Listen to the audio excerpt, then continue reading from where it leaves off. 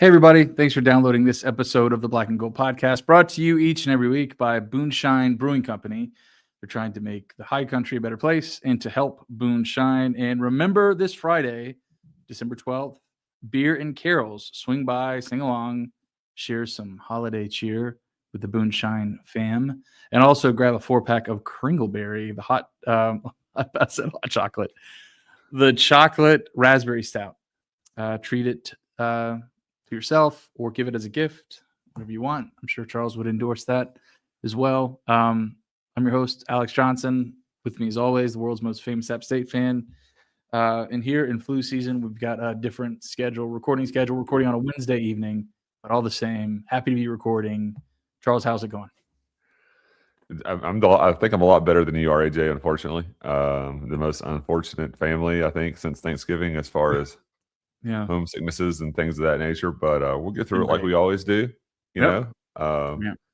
And That's right. it's Wednesday, and this might be the most improbable episode we've ever had.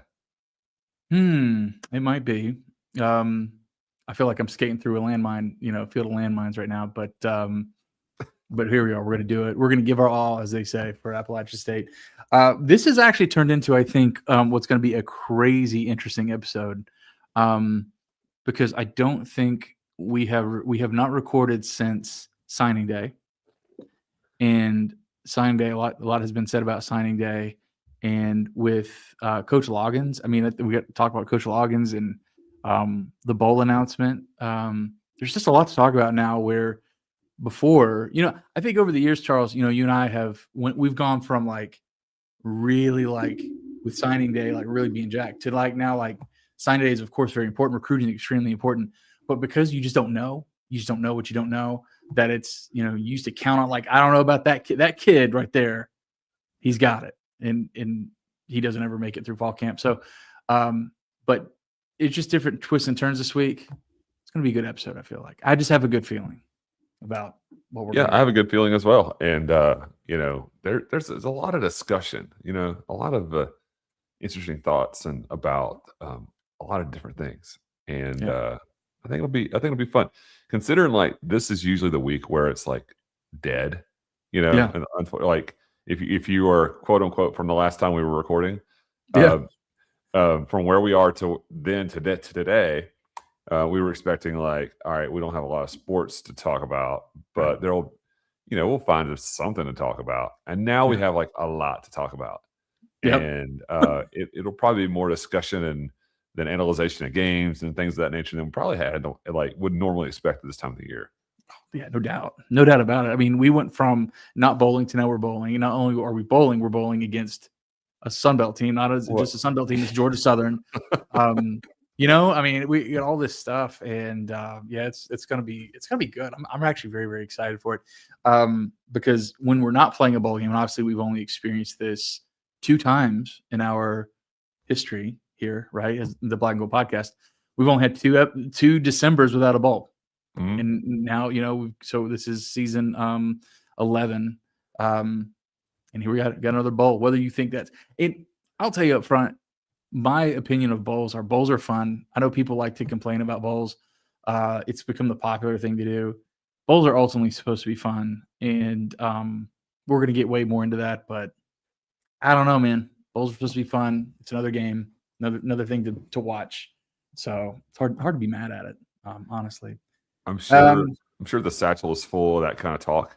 And you know how we like to do. We don't like to look at our satchel until it's time. That's right. And so we could sit here and discuss what's probably there, but we don't know. And those conversations will come about as they need. Yeah, that's right. Let's talk about Olympic sports here. I want to thank our Olympic sports sponsor, Styles Roofing. 704-842-1874 is the number you need to know if you're in the greater Charlotte area and you need some work done on your roof, you need your roof replaced. They are the best in the business, and Billy Styles is going to help you. Number one, he's probably going to talk to you about Appalachia State sports, and he's probably going to talk to you for a while about it because the man knows ball, and he is a lover of sports. But also they're going to help take care of your roof better than any crew you can have in the greater Charlotte area. So go check them out, 704-842-1874. And then also Community One Insurance. So Zach Ligon and Matthew Johnson, graduates of the Walker College of Business from the Brantley Risk Management Insurance department there. They love working with Appalachian State fans. If you were in North or South Carolina and want to save money on insurance, whether it's home and auto, business insurance, your boat, your RV, it really doesn't matter. If you want to save money and have an increase in service, quality service, then you're going to want to give them a call and see if they can help you out, save you some money, especially on Christmas. People have saving money around Christmas. The number there to call or text, 828-455-2335. Also check out their website, communityoneInsurance.com. Check them out. So Charles, let's actually start with wrestling here. We did fall. So the last thing we've covered with wrestling is we had actually a close duel with NC State, 21-14, came up short. But since then, we have the Cliff Keen Invitational in Vegas, which is where you want to send a bunch of young wrestlers full of testosterone, and the Patriot Open, George Mason Patriot Open. And we had 7 victories in the Cliff Keen Invitational and 6 placers in the Patriot Open. Charles, let's talk a little bit of wrestling here about how the Apps did. It looks like it was a great showing overall, and I think that just kind of builds on what they did the week prior against NC State. This is one of the biggest tournaments, individually, on the season, and it looks like we fared really well. Jarvis Little got a couple wins before bowing out. Caden Kaiser had a couple wins as well, and just really just kind of showed out a little bit. I mean, you can read the article. I'm not going to do that for you, but I thought it seemed like it was a pretty good weekend of wrestling there in Las Vegas. Mm-hmm. And then in Fairfax at the Patriot Open, George Mason got some, like, a lot of dudes who wrestled a lot of matches. So, like Logan Eller, he got 4 wins. Braden Farbach got a couple. I think that's like the biggest thing. Nick Grisales, I'm probably pronouncing that wrong. He had 4 wins as well, and lost a tough one, a 15-14 decision to a guy from Ryder. So I'm really pleased and excited about where this team's going in the future. Mm-hmm. We wrestle Duke next week, so we'll have recorded probably another episode before they wrestle again, but kind of like turn the season around a little bit, if I want to say that. I not that it was in a bad way, but we took some lumps early, and there's lots of good things to be excited about as far as going into the Southern Conference when the new year occurs. Yep, and then we facing Duke in Durham. They got tired of us beating them in Boone. I guess they want us to come to Durham and beat them instead. So looking forward to that. This will be next Wednesday, and then the Southern Scuffle in Chattanooga right after New Year's. And then, like you said, Charles, we kick off SoCon work down at Clinton, South Carolina against Presbyterian starting January. So still the wrestling program is doing very well right now. And if you go to Nick Grisales' page on the website, it doesn't look like a young man that wants you to mispronounce his name. So we need to figure that out. So we don't get in trouble. Let's make sure I got that right. Let's make sure. Basketball, honestly, we played Virginia Lynchburg. The men did. That is the quintessential exam week game where we want our boys to put up a lot of numbers and feel good about the upcoming week, which they obviously did. Some good highlights out of that. Charles, is there anything to take away from we love men's basketball, but is there anything to really take away from a matchup like this? And I don't think so. I mean, you win by 88 points if I'm doing my math right. That's a lot. There's other team scores 45. I was actually not at this. I had to be somewhere last week, but we get back into it real quick. East Carolina tomorrow night, or tonight if you're listening to it this morning on Thursday in Greenville, and then Sunday at Hickory versus High Point. High Point's really, really good. So we need a good crowd there on Sunday afternoon. Yeah, for sure. And like I think I mentioned this already, a lot of people went to the the game again. Who did we play? We played Asheville at CVCC 2 years ago. And CVCC's venue is fine for what it is. Kids have in Catawba County, they have prom there. They used to. I don't know if they still do, but I went to prom there at one point. And it's just not like it's not like a true basketball venue. It doesn't feel like it anyway. All due respect. The LR's gym's kind of cool. It's a small little D2 gym, but it's really good atmosphere, plenty of parking around. So if you're listening to this, please make it a point to, especially if you're in Catawba County or in the Unifor, head to that game. That'll be fun. That'll be a fun little alternative game played down there in Hickory. Check it out. And yeah, I'll be there. I'll have to drive a whole thousands of feet to go, but I will be there. And then for the ladies, we did play Clemson. Actually, not trying to say anything about this, but usually, when you have a discrepancy in talent in women's basketball, you see really, really lopsided scores. Here, this doesn't look as lopsided as some of the scores you might see between a high ACC school and a mid-major. Certainly, Clemson does absolutely pull away in the end, but tied at halftime is a really good showing. So yeah, we lose, Charles. I know we lose. Looked really competitive in the first half, and I don't know. I mean, Coach Sharp I think she's a really good coach, and getting more of her players and those returners back in learning her style. Tied the first half against Clemson. I don't think there's a lot you can shake your finger at with that. Although it is ultimately a loss. Yeah, I mean, it was a good first half, good show, and the depth just really kind of came through here. Clemson had someone come off the bench and score 20. We probably don't have someone like that. It's going to do that night in and night out. And really what this came down to is in the third quarter, Clemson was 63% from the field, and in the fourth quarter they were 70% from the field. So yeah, that's a lot to keep up with. And then of course they hit 13 free throws in the fourth quarter alone. That's quite a bit. That's getting it done. And on the other side, we shot 30% in the third quarter. That's where it really kind of got out of hand. Clemson was just better down the stretch. A valiant effort. I watched the first half before I had to go do something, and I was like, we're kind of giving them some trouble. But I think our starting five, our core is really, really good, and I think this team has got some something to look forward to, going when the Sun Belt season starts. But just a little bit too much. That's usually how these matchups trend, and that's exactly what happened to me. But a good fight. It was tied at half, but after that. Score more than 30 points in the second half to beat a team like Clemson. Even though Clemson didn't really have a bunch of good wins, they hadn't really beaten anyone, and you can still kind of say that they didn't have any Power 4 wins as of yet. So yeah, we'll see where they finish.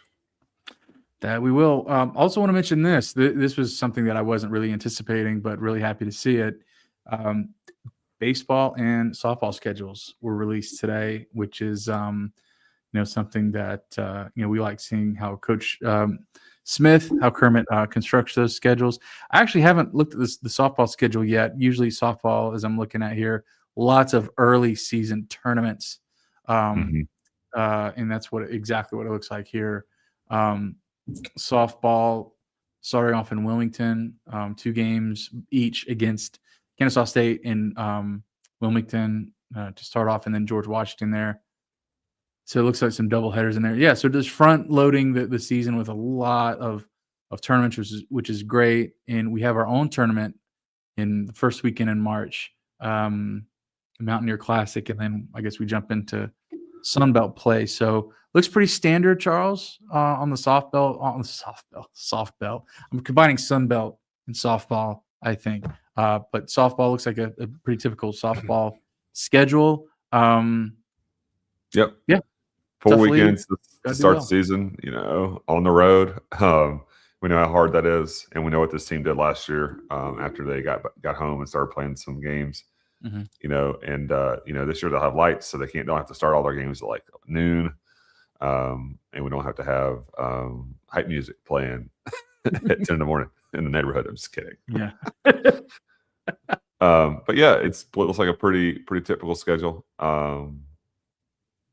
lots of, as far as the Sun Belt schedule, looks like back-to-back weekends in March. So that'll be really cool of home games, home series. Games. I'm taking games. It's the series. But yeah, it's pretty normal. Yeah. And then baseball, it's Coach Smith is emphasized this to us about wanting to play in North Carolina, and we are in the state of North Carolina basically until let's see, I'm going down here. We don't leave the state until like March 20th, if you count ETSU as like I don't leaving think the state. Yeah, I don't think that's leaving the state because you can Yeah. travel to Gardner Webb and it's further. Yeah. Well, I mean, we're playing ETSU, so Johnson City across the border, Boiling Springs is right there close. But and then we're playing. This I saw this when I saw it yesterday, earlier today. I can't remember when this was released, but so we go to Clinton on Friday, March 6th, to play Presbyterian. Then we come play them in Hickory, and then we come back and play them in Boone. It's like the Oregon Trail, like they're making the circus. Presbyterians making their way up. But yeah, a very travel friendly schedule. Isn't there another series like that, or did I mistake that? I thought there was something else like that, but maybe not. But no, really, this baseball schedule is tough, especially in conference. We, a lot of these schools we play year in and year out, but you got Coastal at home early in March, which is kind of abnormal, and then you got to go Southern Miss. Yikes! You do get a little bit of a breather with Marshall and ULM, and in April we usually have a lot of April home games. But then you got Georgia Southern, you got Troy, you got Louisiana. That's not easy. No. And so we end the season at Georgia State that last weekend of the year, Thursday, Friday, Saturday, before the Sun Belt tournament. So this will be this season will kind of come down to like, did you get the wins against the team you were supposed to? Yeah. And did you steal one or two from somebody like really, really decent? Yeah. So we're gonna. I hadn't looked at Coastal's schedule, but I can imagine that that's their first away game, or like away series in March 13th. They always play like 12 in a row at home or 15 or something like that, and then they hit the road. And but yeah, it'll welcome the Beast Chickens up to Boone and in March versus May, where our pitching usually has been worn out, and will be a little bit fresher, and they'll have to come to the mountains and right before spring starts. That's right. Still late winter.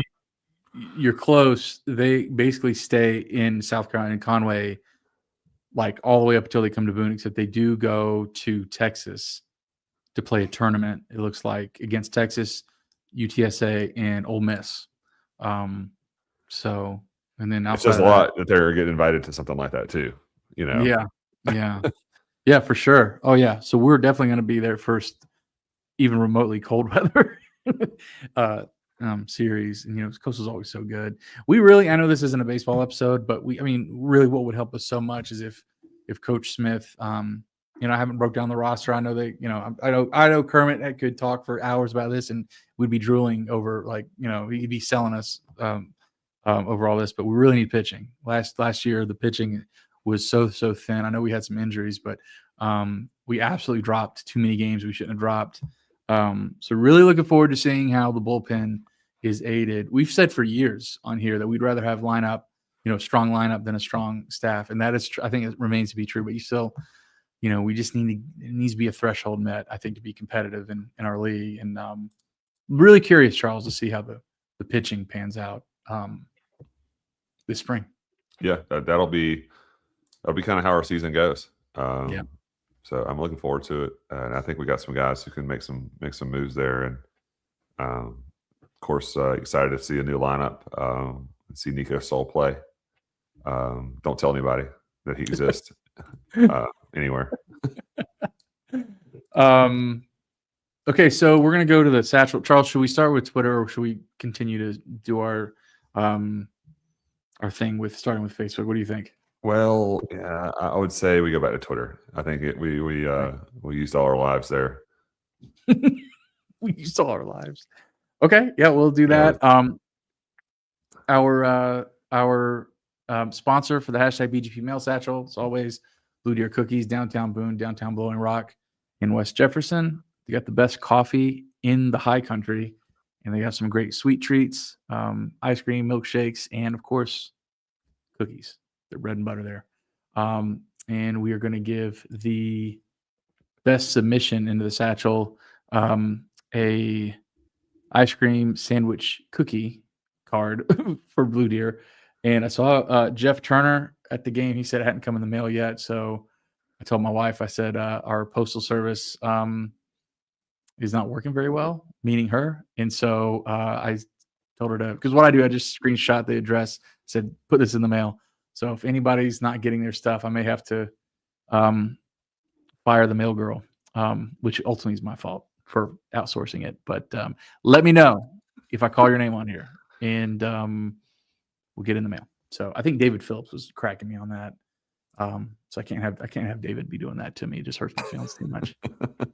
All right, let's jump in Twitter here. And we're gonna have some good conversation here. Okay, so this is at Fan24 with our DTs and the defensive tackles in the portal, along with a few others that got significant playing time. What are your expectations for the bowl? Any chance some of the portal guys play? Bonus, how do we let Mr. Harrington know if you're going to play the villain, be man enough to keep the comments turned on?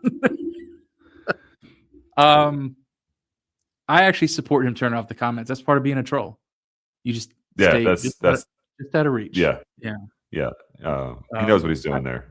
Oh yeah, 100%. And he's playing it well, obviously, since you commented on it. So that's actually kind of a check in the win column for. I'm serious. I mean, that's serious. Yeah, that's it. It's kind of how it's played, but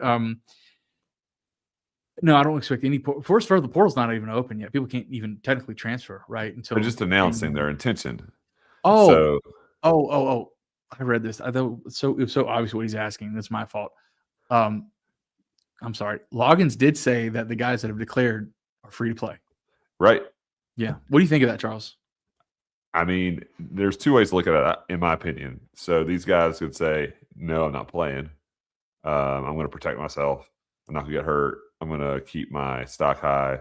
So wherever I intend to play in the future, that the money they intend to give to me is which is the whole reason, right? Of going to the portal, more money, more playing time, higher profile, maybe make the league, is that I'm not going to like lower my floor on purpose, right? But then there's also the reason to think on the other side, like, it's not like you're done. You may not be enrolled in school, but you have a place, right? Yeah. And you can use this to your advantages just as well. Yeah. So I think in the broad scheme, you've got a lot of stuff that's been going on where there's this like kind of this bad outlook on these teams that are like, we're not playing.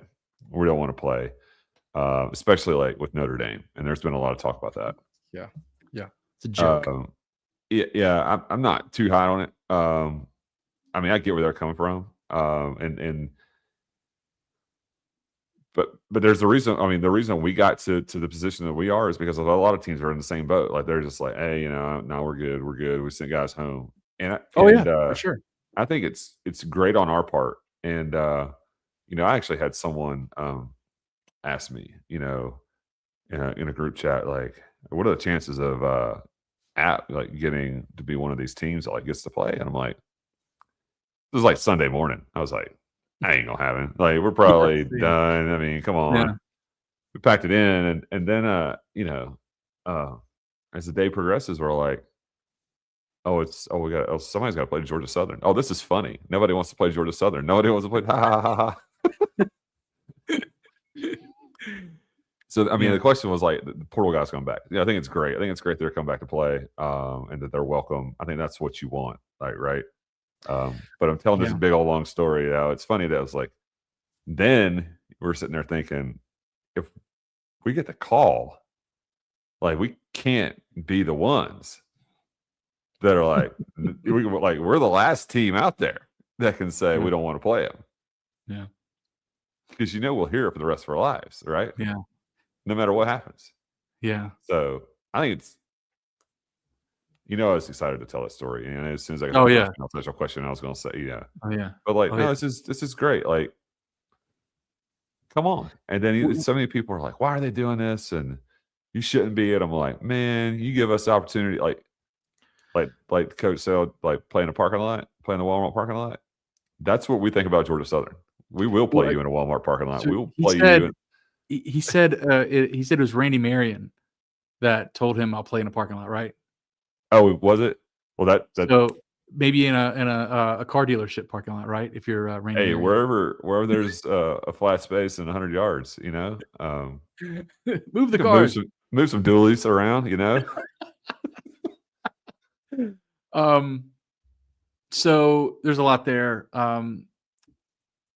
I think that Coach Log, we're going to talk about Coach Loggins here. I guess we could just start off by talking about Coach Loggins.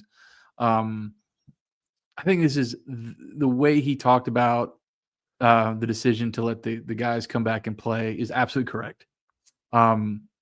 Is absolutely correct. He said this is a 2025 game, and it's a celebration of the season. And these guys get one more chance to strap on the helmet and the block A and whatever.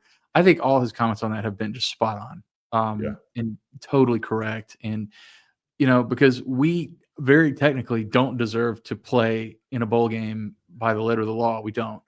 But it's not our fault that these other things are happening.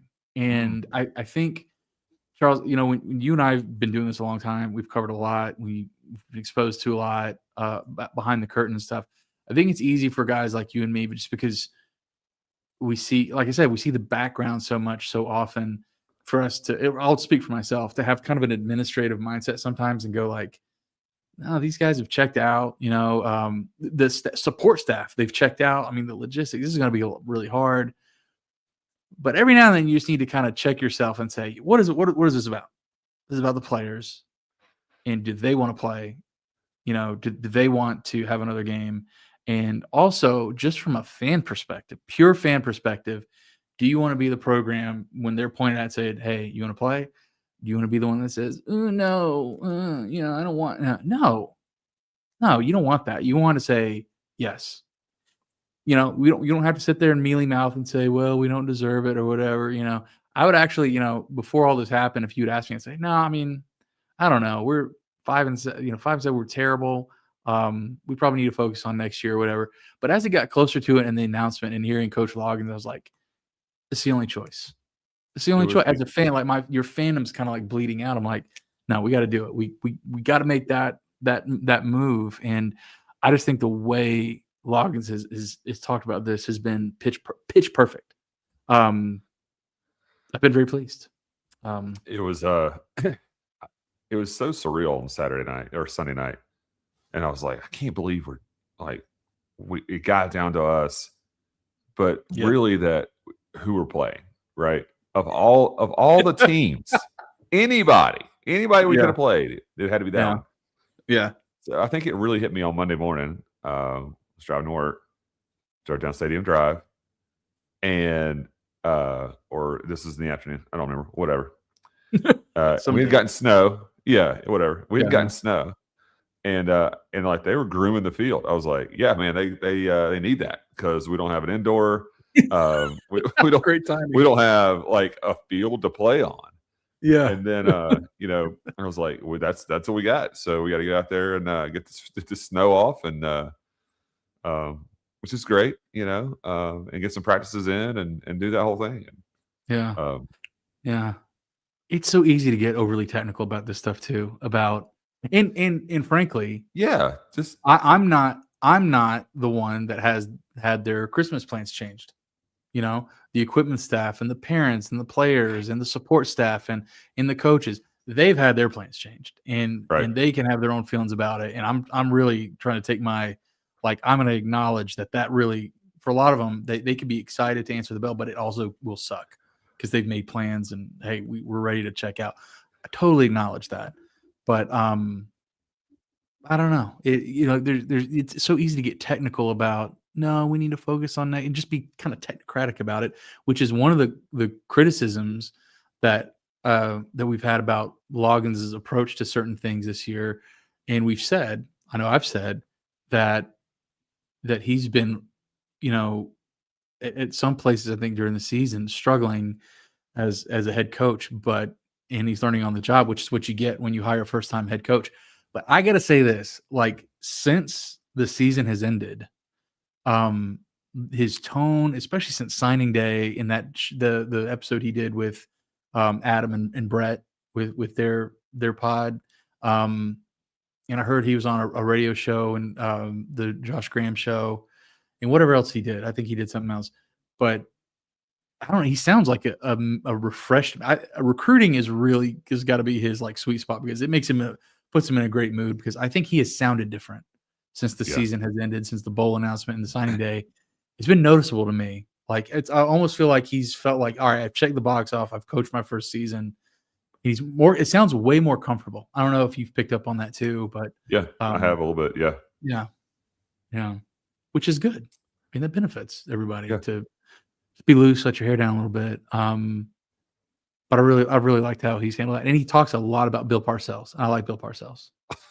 He's coach of the Dallas Cowboys for 3 or 4 years there in Jerry World. And he said something about Parcells teaching Belichick everything he knows. I'm sure that's a fun conversation to have. So yeah. But you have any thought? I don't know if we've had any questions about because the news cycle and everything else, the recruiting class or whatever. I don't know if we have questions about that, but do you have any thoughts about the recruiting class or anything, Charles? I'm sure we have some questions about it. Let's put a bookmark in there and we'll come back to it and bookmark it. See where the satchel takes us. Cal the Mountaineer, what do you think Coach Loggins likes most about this bonus matchup with Georgia Southern? So I'll come on this. I'll comment on this again just real quick because I was kind of touching on it. He seems super excited to give the players another chance to play and to compete again. He's really it seems like he's really juiced up about the opportunity to play another game. And I mean, the extra practices and all the technical stuff is probably a bonus and everything else. But he mentioned like in the NFL, and I think this is totally relevant. Like it's literally true. In the NFL, you play your division opponents twice. That's what you do.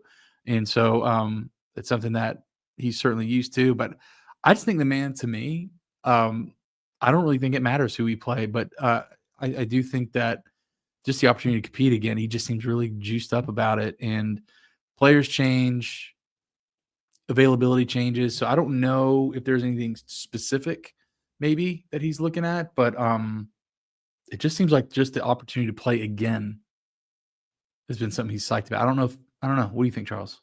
I think that, got to look at this a little bit different because when you're going into Arkansas State and you're like, if we win, we're bowl eligible. That's all we knew. Yeah. Turns out we were always bowl eligible. But if you're a senior and you're going into senior day and you're like, this could be my last game. Well, there's pressure, right? Mm-hmm. And now when you're a senior and you're saying, this is my last game, like, and now you can really like soak it all in and not have to worry about all the pressure of like, we got to win, we got to stay up, we got to not make mistakes. Now it's just like, go out there and play. Yeah. And now you give these guys who have been through a lot, like an opportunity to go out there and like leave a winner. Oh yeah. And leave a winner against Georgia Southern. And that's unlike any opportunity any team has ever had. Yeah.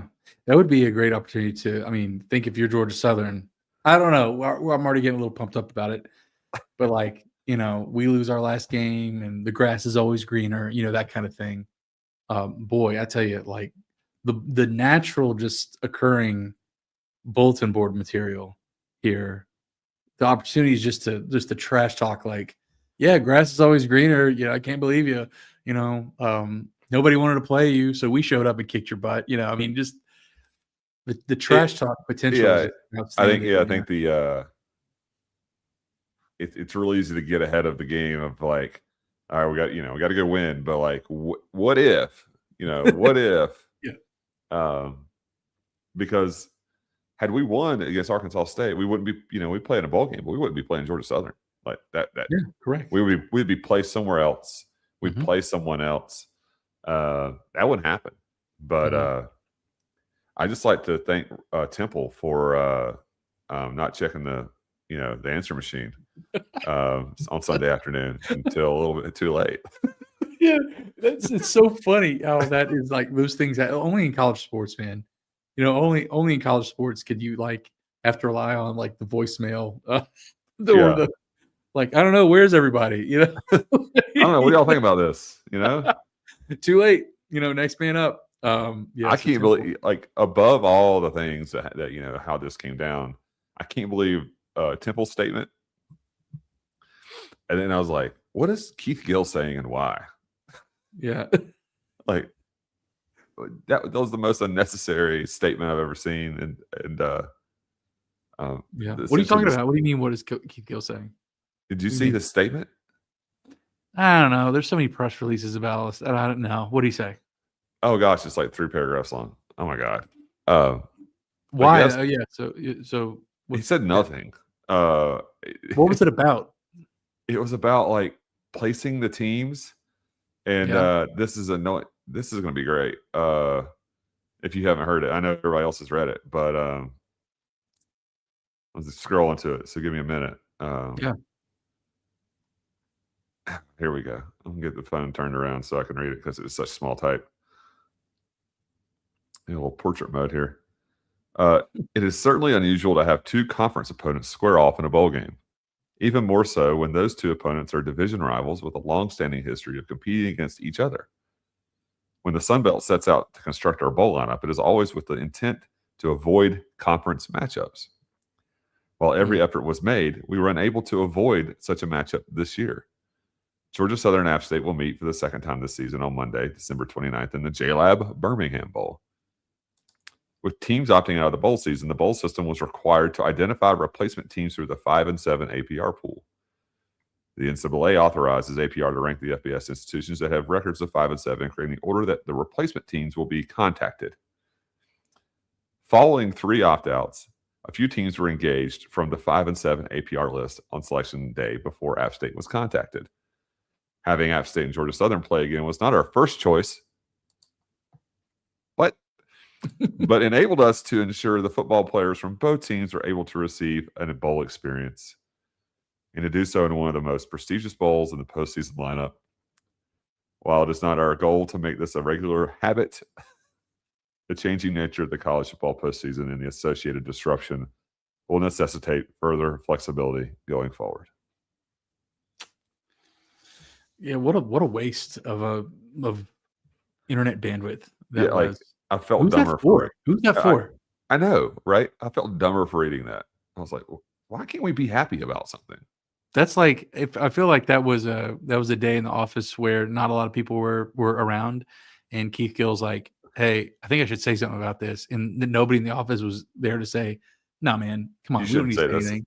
You're just a bunch of yes men saying, "Oh yeah, whatever you want, boss. Sure, yeah, we should definitely send that." And he spends all that time, using Chat GPT to write that up. But yeah, that's I don't know. That's kind of gobbledygook. I mean, people need to read between the lines. I mean, like beggars can't be choosers. If someone's saying no and then someone says yes, like this is just what it is. When it's what you got, I think Who it's cares what everybody else thinks about yeah. this, Who cares? except the people associated with App State and Georgia Southern? Yeah, nobody And I cares. haven't read one take across anything that's like from any school. It's like, man, we shouldn't be saying that because we know what it's like to put that noise out there to say, I really don't want to play out. All you do, you're going to eat your words. Like, Yeah, you're going to eat your sure. words. Man, we should be playing a bowl game. We should be playing Georgia Southern. Oh, you're going to eat your words. Like, Yeah, nah, both fan bases are like, all right, let's do it. Like, yeah. mount up. Let's go. See you in And if you're Birmingham. Georgia Southern, can you really, after like going, there were 6-6, Yeah. can you really sit there and go, we deserve something better? Do you? Do you? Do you No, you deserve really a don't. 10-win team? No, you don't. Shut up. What No, are you talking no. about? I mean, if you're going to We're a play, missed field goal away from doing this on our own or whatever. So what was the list of those teams? Like, there were a lot that of disappointing teams on there that I'm like, how are you? I don't know. Like UCF denied a bowl spot. I don't know, man. I get it. It's hard. And then the other thing is too, like if you sat down a head coach and said, "Why'd you say no?" and he's like, "Look, man, are you kidding me? I've got 25 kids that are leaving. Like, are you not like I don't even know whether you're gonna show up and play. Like, I have no idea." There's the postseason, like after the final game of the year, the volatility is crazy. It's like I get it. But it's still, I don't know. At the end of the day, man, bowl season is like weird matchups at weird times during Christmas when you're at like a Christmas function, all your cousins, and you got some weird bowl game on, and it's fun. It's fun to watch, and I don't know, whatever. It's just people being too stuck up about it. All right. At Flyer Tim Randall here. Can portal players play in the bowl? Yes, they can. D'Lo said that. And he also said, by the way, that we will be surprised by who ends up playing. So I wonder if that is something like a Dylan Manuel. I wonder if he plays or something like that. But did you see what Gwaltney posted? Oh yeah. That's brutal. Right. It's like, oh, Gwaltney, he's enjoying some high gravity. He's get off Twitter's Asheville's finest. Yeah, I mean, if there's a mass exodus of 15 kids, in 2016, then you could be like, yeah, you traitor, like get out. What are you talking about? Not the man 25. Come on now. Well, the timing of everything now is funny because we got people asking questions we know the answers to that they didn't know the answers to like yesterday when we intended to record. Yeah. It's like, okay. And it's like, all right, cool. But then like in a situation like Walt was in, it's like, nah, man, get out of here. And then you're like, oh, you can play? Hey, we got to beat Georgia Southern. Come here. Come on, get in the truck. Oh my God. And Dylan Manuel like quote tweeted him like, oh, really? Like, what would he do if he would you say that to Dylan Manuel? You traitor, turning your stuff like, what? What are you talking about, man? Oh, it's just hilarious. Oh, Walt is Gwalt, man. Yeah, man, it's hilarious. Stedman Smith, seems like most of the D-line has entered the portal. What do we think our lineup looks for the ball game on both sides? Great. I think that's a great question. Like D'Lo said, Mr. Keep information close to the chest. He said you'll be surprised to see who comes back. I did see today where who was it? Dexter entered the portal, or tackle at true freshman. He's in the portal, and that's kind of a bummer. A true freshman starter. I know we were down, way down. True freshman starter. It's kind of a bummer. The tackle question to me, so like Porter and Manuel, to me, those are like the big questions. Like, are those guys going to come back and play? Are they going to play at all? Like you said though, Charles, like if someone's whispering in his ear, hey man, like we got to check before you waiting. Like, are you really gonna want to get in there and mix it up? Yeah. Are you really gonna want to do that? Anyway, some of this stuff was some of the stuff I'm drawn from. I was trying to think. It wasn't just Coach Loggins spoke to the board of trustees, and there was a video of that, and he had mentioned this is just it's kind of, I guess, adjacent to what we're talking about here. He said there were 12 guys we want to retain, and for sure. And he said we'll get 10 of them, and apparently that's what it was. We've got 10 out of the 12, and I think maybe Manuel and Porter were those two that I don't know. I'm speculating at this point. I don't know for sure. But yeah, really our defense, and that defensive line to me is a big question. I don't know. Offensive line's going to be a little thin, I think, no matter what.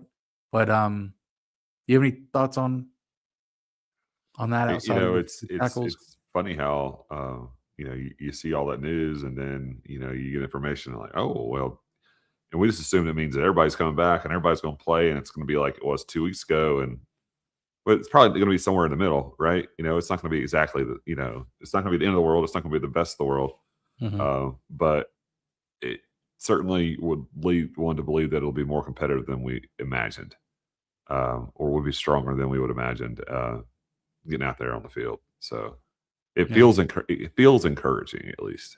Yeah, no, I agree. But at the end of the day, until like those rosters are revealed and when we know who's making the trip, I don't know. I want guys that it's like we always say, it's kind of the running theme. I want the guys that want to play for Appalachian State. I want them to be there. If you don't want Me to be too. at Appalachian Yeah. State, I don't want you to be there. I don't care. And it's fine. I think we're past it at this point where you get upset about Yeah, you can't get someone looking upset. at. No, it's just kind of like it is what it is. It's like it's we can all say it wouldn't be me. That's a lot easier to say when we're working a 9 to 5, but that's just where we came from, though. And we can't compare it. Well, Dylan Manuel came from Charleston Southern, I think, right? So Right. he transfers up here.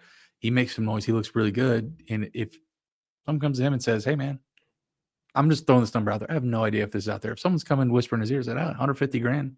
Yeah. Come here, play. Like the young man's like, I was at Charleston Southern 2 years ago. Right. Yeah. So yeah, you can let it'll upset you because you're like, man, he's really good. I don't want to go, but man, you can't let a college kid leave and ruin your week. Even though, fan wise, it does suck.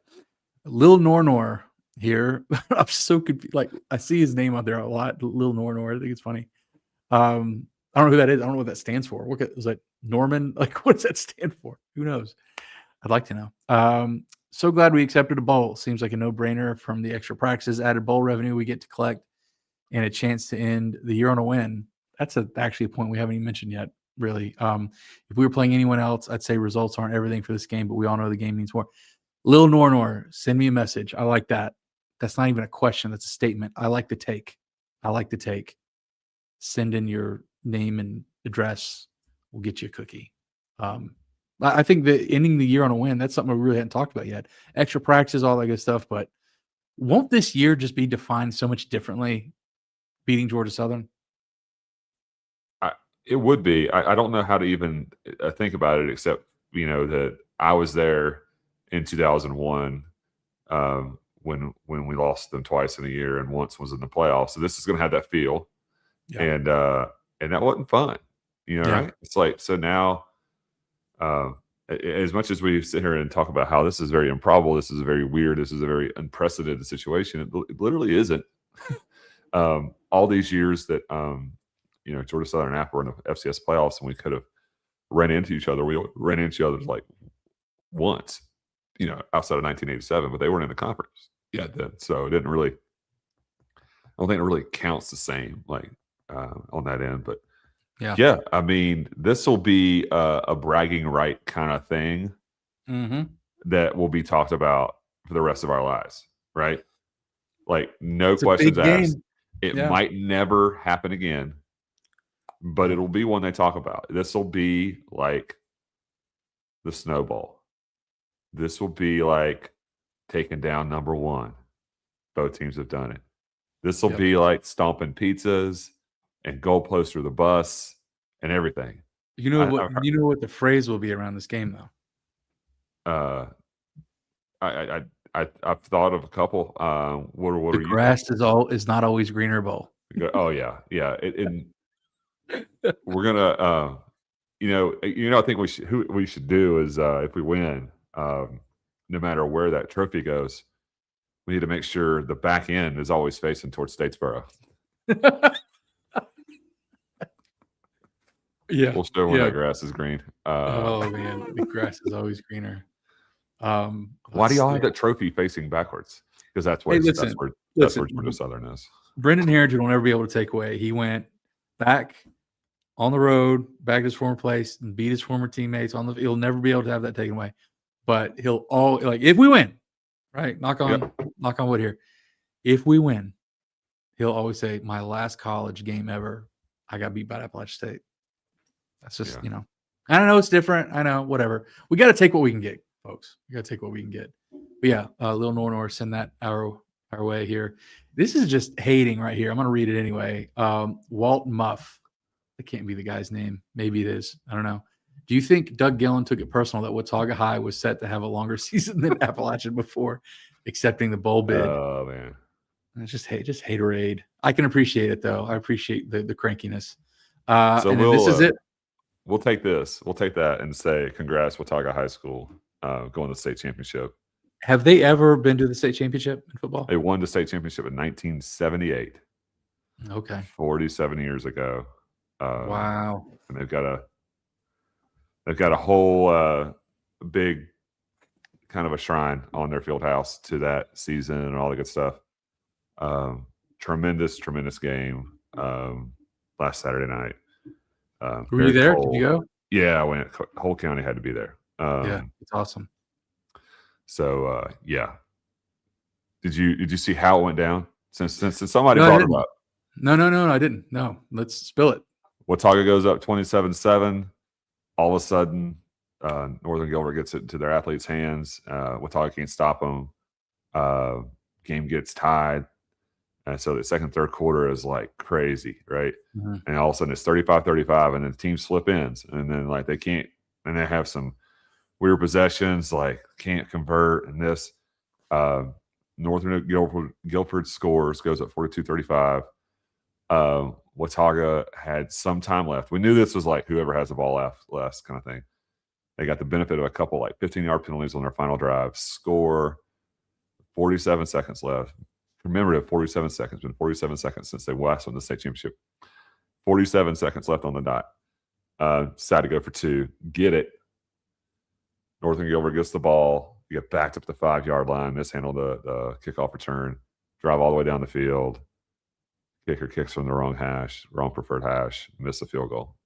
Walk off, missed field goal. So just, and that was it. Wow. And yeah, it was an incredible scene. I'm pretty sure though that so that's where yes, the OG BGP. Yes. That's where that's where they go to school now. James Burchett and Jay Burchett, and wow, and Jen, gotta throw some love for Jen out there. Yeah. So wow, they took that L from Watauga. Wow, how about that? Interesting. Well, Jay wasn't playing, so he's dressed. Yeah. But was he dressed for the game? He's wasn't going to play, but dressed. You want to play, but dressed? Okay. Well, I'm never going to celebrate, Jay Burchett losing. It's tough. It's tough, man. Like, yeah, of course. I didn't go to Watauga High School, but right, kind of represent the county a little bit. Yeah, and, no, I mean, you like seeing it. You like seeing the local boys do well. Yeah. I mean, yeah. I actually went to. I saw Hickory High School, kind of opposite story. They lost. They got overmatched by a Crest team who was really good. Ironically, this is kind of Appalachian connected. Dorian Medley, who signed on signing day as a safety, plays for Hickory High, and so I went and it's right down the street from us. They were playing Crest to go to the state championship, so I thought we'd go. So we did. My son and my father-in-law, we went and watched. Kept my eye on Medley a little bit. But their quarterback for Crest was really good. I was like, who's this guy? So I look him up, and he's committed to Virginia. And so I was like, wow. So I texted a picture to Tweetsy. I said, I'm out here just doing some following up scouting for you, coach. Just letting you know, your boy looks really good. He said, appreciate it. Don't let him get hurt. I can't do anything about that. But they lost, and it's really cool because Hickory has lost 2 games in 3 years. 2 games. No, 3 games. 3 games in 3 years. And there's something cool about small towns and their high school football team doing well. At the very end, the crowds get bigger and louder. So it's tough, man. I mean, at this point, how many games they played? They played 14 games already, right? Yeah. Yeah. I mean, that's tough, man. It's tough. Yeah, it's tough to do. So Watauga's undefeated, 14-0. It's so hard. It's so Yes. to win 14 in a row. It is so hard. So pulling for those guys too. Are there any Anderson Castle brothers on that team? Are there any Castles or anything else? Brother, Richards? yes. Yeah? Hamilton is helping with the coaching staff. Yep. Okay. Yeah. Cool. Well, go Watauga. I don't know who are they playing. Mill Creek. Mill Creek. Okay. Where are they from? Do we know? No idea. No idea. I'll look that up real quick. Now that I could have looked it up. We're just in the middle of this. I just do know games Friday, 4:00 in Keenan, down in Chapel Hill. So Mill Creek High School. I think the whole county's going. Really? Hey, are you going to the bowl game? Oh yeah, man! Airbnb, tickets bought, all that. We're going. Yeah. Good for you. They're from Apex, by the way. Middle Creek, Apex, North Carolina. Apex, essentially a home game.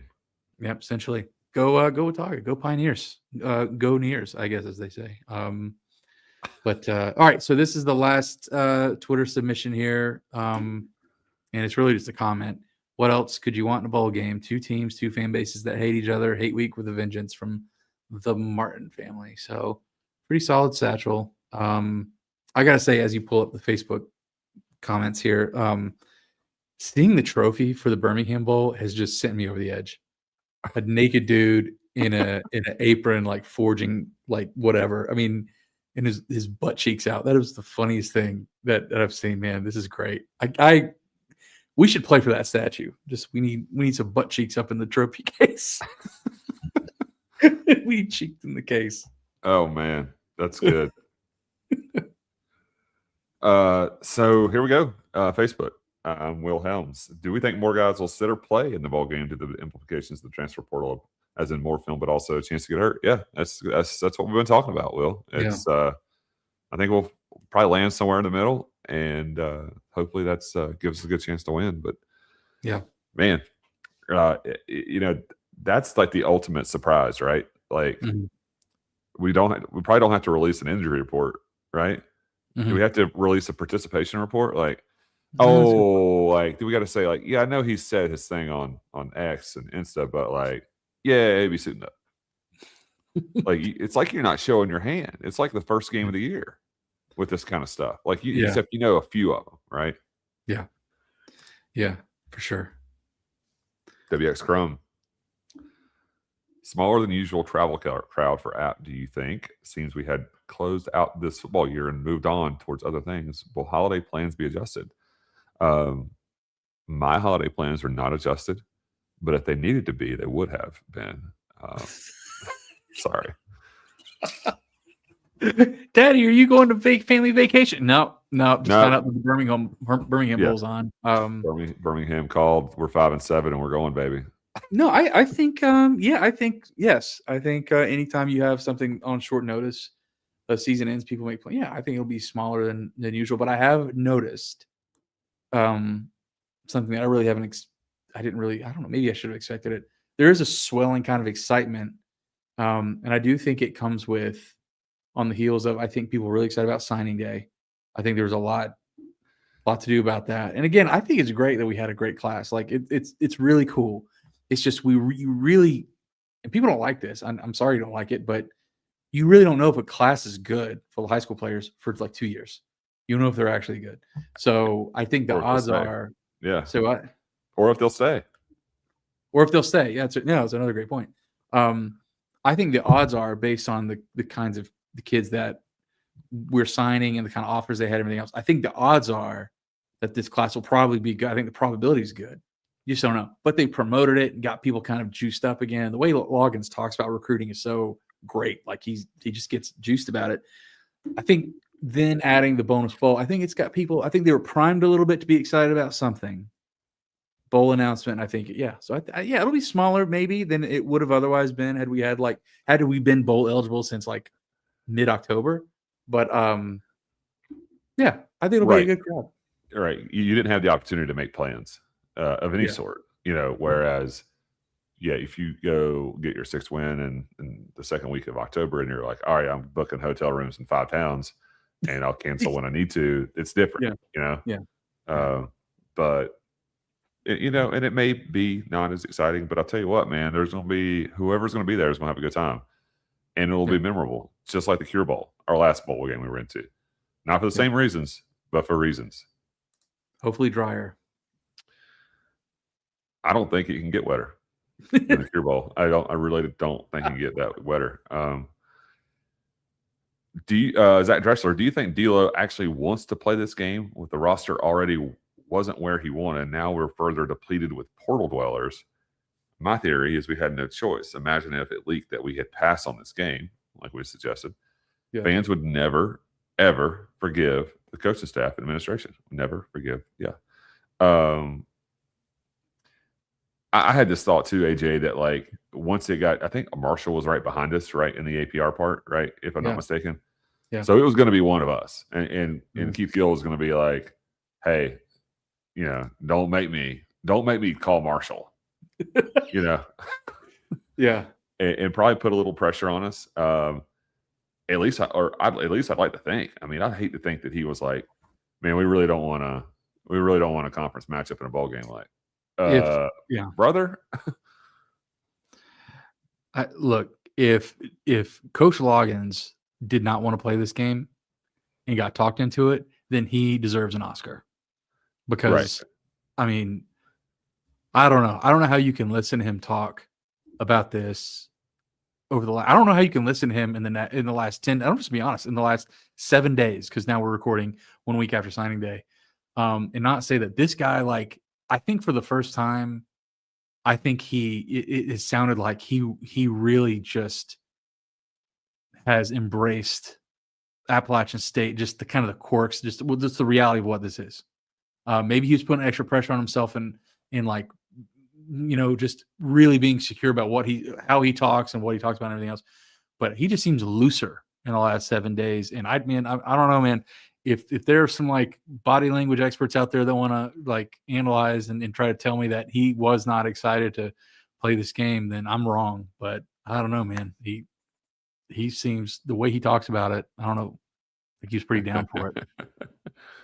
Yeah, I agree. I mean, if that's kind of like hard to hide. Like, do you want to play football? Like, yeah, man, we really, really want to play. Like, I think either, like, if you're a football coach, this is what you're made of, right?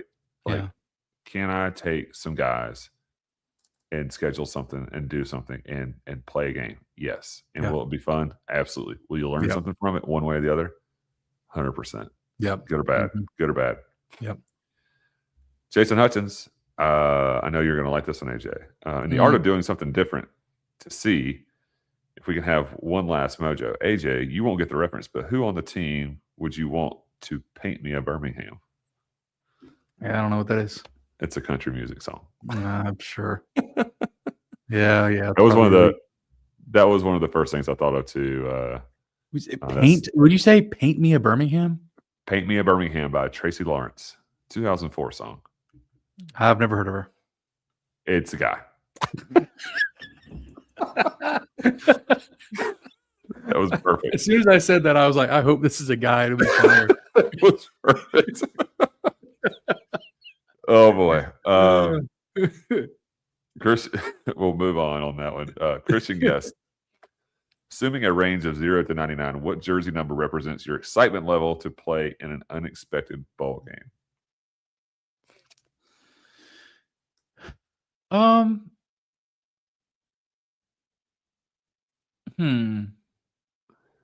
It's a good question. We're going to be different here because well, what's yours? You asked me, like, are you going? Yeah, you're going. I'm not going. You're not going. So, like, your number is going to be something, and mine's going to be different. What's your number? And I don't know what my number is, but are I you do Jordan know Earl that. Right now? Do what? Are you Jordan Earl right now? Langston Tanier? 99? Yeah, I might be Jason Vitaris, for all I know. Okay. 91. All right. Okay. I'd say I'm a solid David Larkins. I'm a solid David Larkins. I like it. Yeah. I'm not going, and it's just at this stage of my life, we have a little baby. I just can't go. It's fine. Cannot do it. But I will say my wife did, and she was very like, she shouldn't have said this. She's like, what would it take to go? I'm like, oh, you want to see what it would take to go? But you by yourself with the kids. Yeah. I mean, I think we're gonna get to that stage here, soon, where we can do that as a family. It was bowls are really fun, and I really, really like bowls. I am. I'll say I'm a good David Larkins. I was not excited. I was not anticipating this, but for the players, for guys like David Larkins and Jaden Ramsey, Ethan Johnson, and these guys, the potential to play Georgia Southern and beat them on their last game when they didn't think they were going to be able to is really cool. So, yeah. Jason Vitaris, David Larkins, I think it's fine. Yeah. So Robert Hogwood gets in here, mentions the Gwalt tweet, and and this is something I thought about last year, or thought about since the same situation happened last year. Like, these guys announce, he's bringing up the topic, but it's a little wordy. So guys announce They assume we're not playing another game, and then they can, and it's like, oh well, of course, would we have made this announcement if we had been bowl eligible? Would we have played in the bowl game and then portaled and made your announcement for portal eligibility? Basically, that's just a bill. Like announcing now prior to the portal opening is basically a billboard. It's an advertisement. Like I'm available. You know what I mean? Yeah. It's like, but yeah, I think that's a lot different because I think Joey got some grief last year for like, why don't you come back to app? Not everybody did this. He was going to. Yeah, but he didn't know, right? Yeah, and then money talks to an extent. So, yep. I think like Hollywood says here, you'll never know, but there's always something to talk about. It's like no one's going to come out and say that, but at 5-7 with all the teams we had to jump to get in that boat, like I said on Sunday afternoon, I didn't think Sunday morning I didn't think it was going to happen, and Sunday afternoon at 8:30 I'm looking up Airbnbs in Birmingham and like pricing like, should I fly? Should I drive? Yeah. Are you flying? Nah, not going to fly. That's not quite the flight threshold for me. Well, I mean, for you, you might as well drive. I mean, you're driving 2 hours to the airport or whatever. It's going to take the same amount of time, right? Yeah, you're not really not saving a ton, and you control when you arrive and leave. Exactly. Yeah. And it's a lot cheaper. Yeah. A couple dads talking about logistics and road trips. I mean, we got to throw that in there. I've been doing this a long time. Adam Hicks asked Paul Feinbaum, Greg Sankey, Jim Phillips, Tony Patetti, and Jimmy Sexton are all in a room. You've got only 3 pink slips to use to try and fix college football. Who gets them? Oh my gosh, you're gonna have to read that again. I'm gonna have to visualize that. Who are the people that have this? Paul Feinbaum. Oh my God. Greg Sankey. Oh. Jim Phillips. Jimmy Sexton. And Tony Patetti.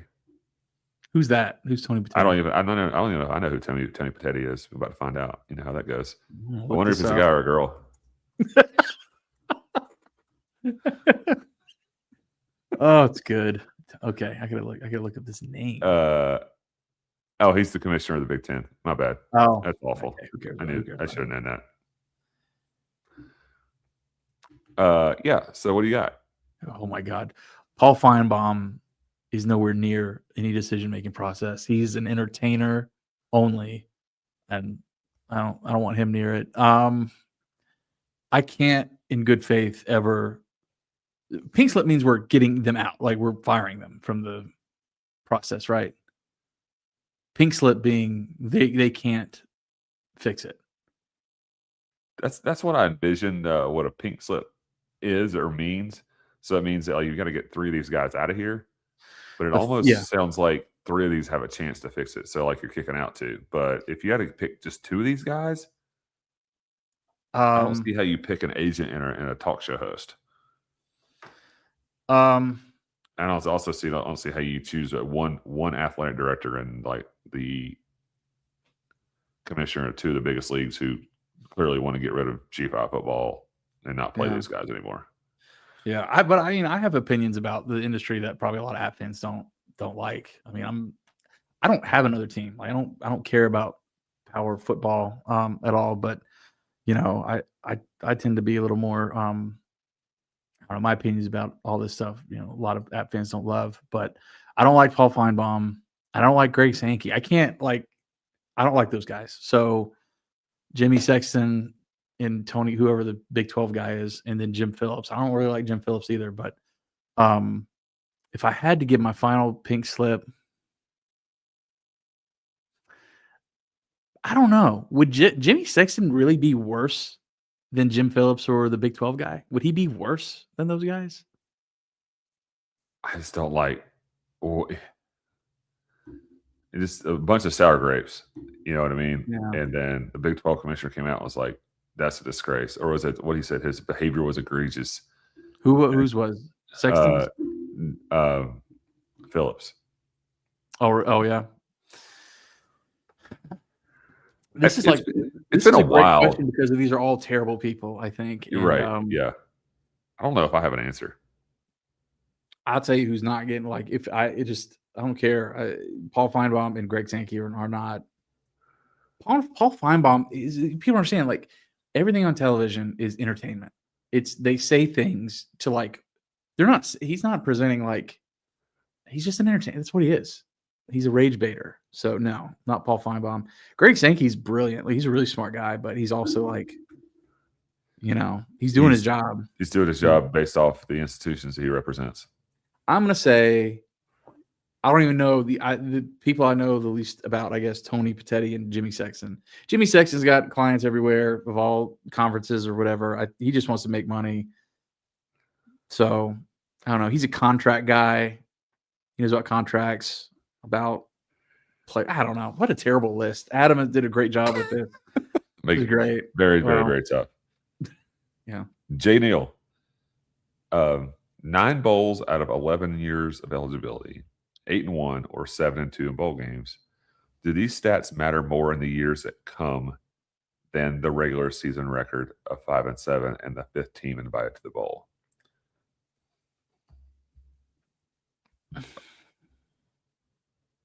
I think. Go ahead. You don't want to say anything either. I hope that when we recall this, although I know we will, that we won't think about who said no. We'll only think about the fact that we said yes. Yeah. And we're going to talk about a lot of things leading up to this that we won't talk about afterwards, right? And then we do that all the time, right? So, I think with the end of this, we're going to say, hopefully, man, remember when we beat Georgia Southern in a bowl game because nobody wanted to play them, but we decided to play them and we beat them. Like, jokes on them. Great. But I don't,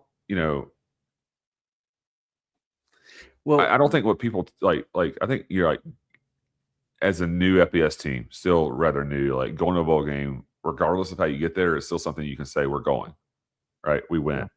Yeah. I don't think people really consider bowl records. Like, are you good at them? No. Like, you don't get less swag, like, if you lose the bowl game. Like, that's been determined. Yes. At the end of the game, you pack up like it's a regular road game, and you hit that you hit the plane or hit the bus, and you're on the road. Yeah. I think that the bowl stats matter to fans, but I don't think they matter to coaches and players or recruits because they haven't been here for all of them. Yeah. Right? That's for us. But I don't. If we win a game in a couple weeks and we're 6-7, that's a lot better than like being 5-8. So, like, if we're 5-8 with the bowl game, we're going to look at it a lot differently. Yeah. So I think we got to go win. The impetus is to go win. Yeah, I do. I think fans, no one's more irrational and emotional than college football fans, and we're part of that. I think that we are very selective in memory when we recall like bowl records, because we say, well, look at our record. That's our record. But we also in 2000, I'm trying to look. This is what I'm clicking around for here. I'm trying to find the record. I don't want to spoil it yet. All right, so we played a terrible North Texas team in 2020. Terrible. Uh-huh. They were awful. They were 4-6 after we beat them. So they were 4-5. That was, of course, the COVID shortened season where everything was just terrible and everything else. That Appalachian team compared to what we have now was really good. I mean, we didn't go 13-1, which made people mad, but we don't count that in our bowl record. We don't sit back and say, but one of those wins though, one of those 7 wins came against a 4-6 team. We don't do that. I forgot about that. I mean, you reminded me. I'm like, oh yeah, they were terrible. Yeah, but I didn't think about that. They were awful, and that was a blowout. I think Cam Peoples just now got another first down on. And touchdown. I think it's still going. Fans, as the further away we go, we will just count this. Nope, got a bowl win against Georgia Southern, and that will be that will be what we talk about. We will not say, but hey, we weren't good that year, and we weren't. By the way, we were not good this year. But if we win, That's what we'll talk about. That will be the lead.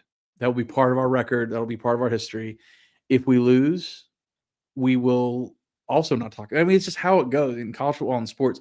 You don't put an asterisk on yourself negatively. You don't say, yeah, we're 7-2 in bowl games, but hey, that second loss that we had, we actually shouldn't have been there. And we're not gonna do that. We're just gonna say, hey, we're 7-2, because 7-2 actually is a really great record, in case anyone wants to know. But if we're 8-1, it won't be, it'll be a win against a 6-6 team, which won't even be the worst team we played in the bowl. Mm-hmm. Yeah, I agree. This is going to go down as playing Georgia Southern, and it's going to go down as it doesn't matter what the records are, right? Yep. And David Phillips, can you think of a better way to send out these seniors and to lace it one more time and beat Georgia Southern? Of course not. Yeah, that's great. Yep. Let's see. Hey, real quick, I forgot to. So I've totally forgot to do this real quick. Shout out Mountaineer Mania. We don't have a special guest this week. We're lucky to have an episode this week. Shout out Mountaineer Mania, downtown Boone. Awesome gear. They have a great sale going on right now. I was actually, before we recorded, looking through their stuff. Jerseys are on sale, like $50 for a Nike jersey. Go check that out. Go to Mountaineer Mania. Go to their website and get some gear, because they got some really, really high-end stuff on sale right now before Christmas. So we thank them for being a sponsor. And, of course, proceeds will go to supporting the Mountaineers athletically. So sorry, Charles. Go ahead. I just want to. No, you're fine. This is actually the last one. Okay. But no, we should have done that. And I think this really comes down to the game, like in general. Like what are we going to see here is which app team will play in this game. Several of the portal, obviously we know, and some injuries. Who will take the field? And the same goes for Georgia Southern. Like we haven't seen what I haven't really looked at their portal people. They may have had that happen. They may have had less than us. But I mean, they straight up fired like 2 defensive coaches, like like before the bowl game. Yeah. So that's a very interesting situation. So hey, these guys are going to coach, and so you're going to have.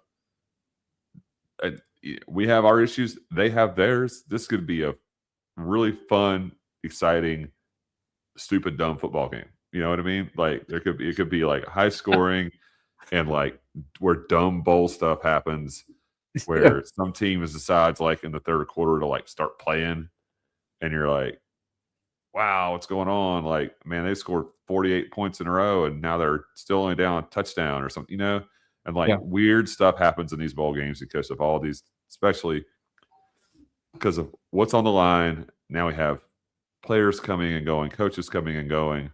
And then you're going to throw this rivalry aspect into it. Like at some point, they're going to get real serious about it. Yeah. And you're going to hear some hitting and all that, like normal. And then you're going to have the typical same old, like Georgia Southern app thing that happens. Yeah. Something weird is going to happen in this game. I guarantee it. And it'll be a memory forever. Yeah. So that's kind of what we got.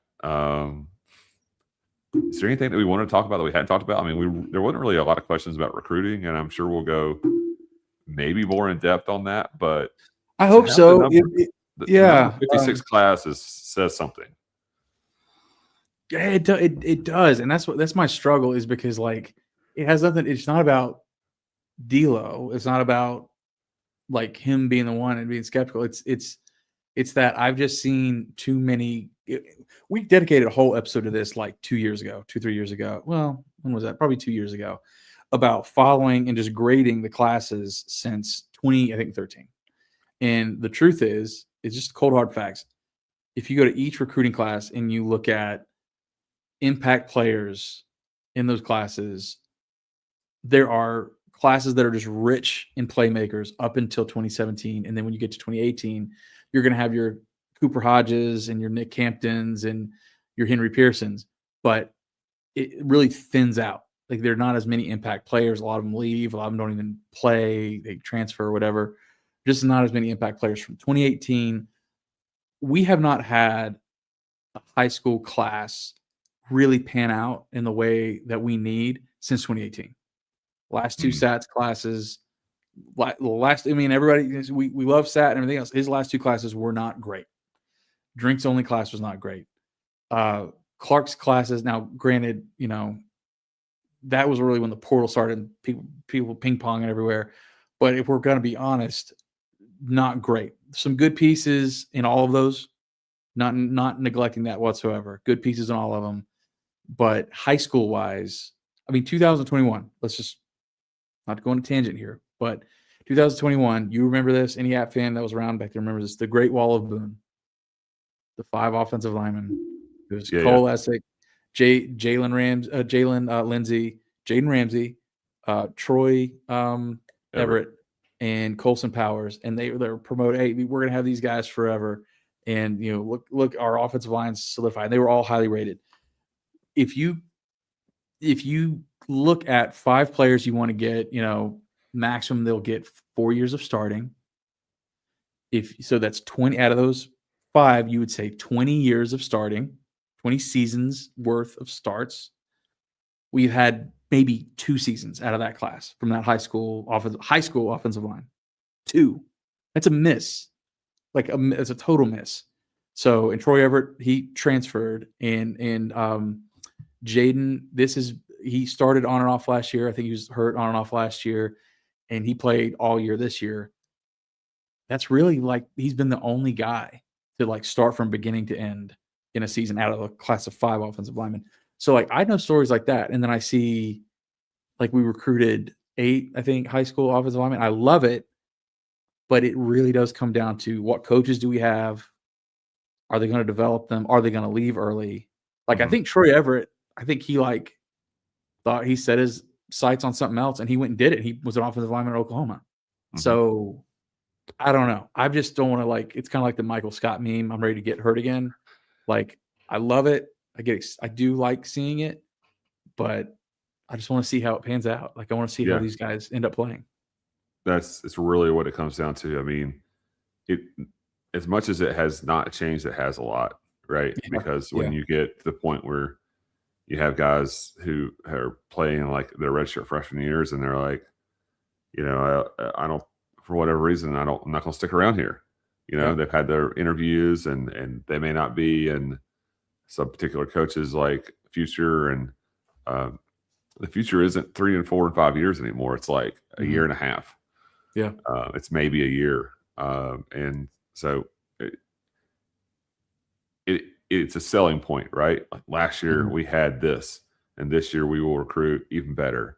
At some point it has to pan out, and you will have some people who miss because they weren't ready, or because they didn't get better, or because they peaked in high school, or whatever it may be. And that's not to say it in a negative manner. It's just kind of it's just how it is. Mm-hmm. So we got to see what happens next year. But the base of this is what can we do next week to make that better, right? Yeah. What can you do in your next game to make that better, to raise that profile? And I think that's what's so really unique about this is that the situation we're in right this moment is that we got 2 more weeks to talk about Georgia Southern. Yeah, I think it's great. I think the hype will only build about this. It is the only bowl game on that day. Mm-hmm. What time of the day is it? 2 Eastern, 1 Central. Does that sound right? Something that's because it's Monday Night Football. That's starting to put that on. Yeah. It's the only football game on. Yeah. And what do we say about some of these other bowl games? We're like, hey, it's the only one. You want to watch football, you got to watch App State. Oh, you got to watch App State, Georgia Southern. Oh, yeah. You got to watch, Deeper Than Hate. Yeah, there's got to be a lot of Christmas vacation views on TV on December 29th. And it is, hype's important in this circling back to your recruiting comment. It is exciting. But unfortunately, in the world of recruiting and development, there are 2 halves to the success. The first half is hard work and being aggressive. And there's we've said from day one, I know I've said from day one that Loggins is sounds and moves like a recruiter, recruiting. He talks about it every week. I think he has put in the work. I think especially him and that staff, they put in the work. The second half is let's see it come to fruition. And the other thing was so excited. I'm glad we're talking about this now. When we talked to the board of trustees, Charles, you and I, or since the portal the NIL stuff has even been in existence, we've hated the whole concept of it, and that's understandable. But we've talked about how, like, ideally you'd like to use some of these funds not to go buy a free agent, but to, like, get a kid here, like keep him here, keep him here, And he says that to the board of trustees. He said, we want to use NIL for retention, not acquisition. Where you overpay in the market, it's easier to get kids like to stay here. They're already here. You work with them, and comments like that make me feel really encouraged about the security of maybe the higher end high school guys end up being really, really good. So, like, you're going to get somebody, like, even though Joey Aguilar was going to come back and be quarterback, and Coach Loggins was talking to Joey when he first got hired and all this other stuff, you're not going to keep somebody that's offered $1.5 million. You're not going to keep them. No. You're not going to keep them. But that kid that is maybe on the margin, who's a really good player, maybe not starting quarterback, SEC good, but you keep him. Like, that's what, to me, is going to be really, really interesting to see how these future classes pan out with, now that we have more NIL funding. I don't think retention is going to be as challenging. I loved his comments about that, about the importance of recruiting and focusing on high school. He's pushing his chips in, man. Have we mentioned Lenore Sellers yet? Skiing today in Boone, North Carolina? I'm sure it was just a friendly conversation. Yeah, I mean, look, Coach Loggins never tweets. So he said this, his own words. He never tweets unless it's about recruiting. That's what he said, like, yesterday. He said that on the radio interview he did. I'm never on Twitter except to recruit. Well, what does he tweet today? He tweets from Apski Mountain. What does he say? I'm looking this up here. Dow Loggins. The snowy slopes are calling, with the snowboard emoji. First of all, is he snowboarding? Is he a snowboarder? I think he's snowboarding or skiing. I think he would be a good snowboarder. I mean, I don't know. I'm not a snowboarder. No better place to be than Boone, North Carolina. And what do we see? Here's a picture of Apski Mountain. There's a picture posted on the storyline of Lenore Sellers in Boone, North Carolina. What are we to make of that? Are they just hanging out? They're just buddies? They're just best friends. Best friends, the day after he announces Lenore Sellers that he's entering the portal, Did he announce he's in the portal? Yes. I totally missed that. Hey, by the way, can we admit that he absolutely was recruiting Lenore Sellers? I mean, that's a foregone conclusion, right? I mean, that's how this works, right? I mean, that's exactly what he's doing. I mean, that's what that is. Now, that's not to say that he's going to come, but there's no way that that's not exactly what that is. I can't even believe I totally missed that. It's intentional. Yeah. It's not even. Why would you? So, like, let's say that Loggins. Let's spitball here. We're fans. We can do whatever we want here. Let's say that Loggins goes up to Mark Ricks and say, "Hey, look, Mark, we got a chance, like a Heisman, like, contender-ish guy, like top ability guy, to come up here. It's going to cost $1 million. But when's the next time we're going to be in a situation like this? Like, if you're Lenore Sellers, are you saying, I'm not going to make money in the NFL? Right? Like, is that his attitude? No, I need to make it in college because I'm not going to make it. You think that's his attitude?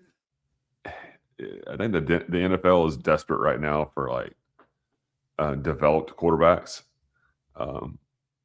I've seen some comments of, like they've been telling people, like, hey, if you can get this message to them, tell them that they need to play another year of college football because we're not ready to, like, and I'm not saying specifically Lenore's, but just a bunch of quarterbacks that are, like, considered, like, those type of players.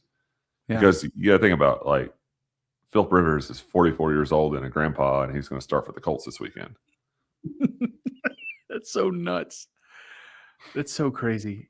I'm looking at his stats right now. Was Lenore Sellers really that good? So he was.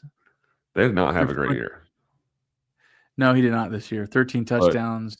But Dow unlocked him. So, I mean, look, it's just another crazy story in this week of kind of crazy that it's just like it's almost hard to believe it all, right? Yeah. His numbers look this. Well, he didn't rush as much. So if you look at the Lenore Sellers, he was Well, their offensive line coach got fired, so they must have been, they must have been terrible on that end, and they're usually worse. They're usually a below average group at South Carolina on the offensive line. Yeah.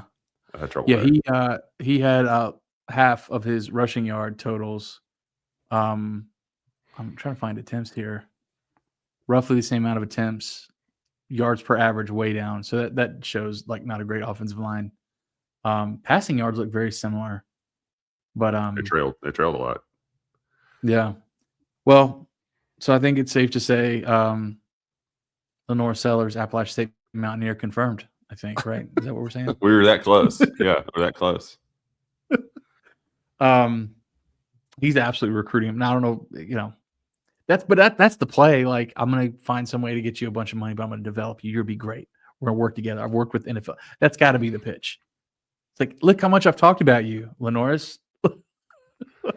Look how much I've sing your praises. It's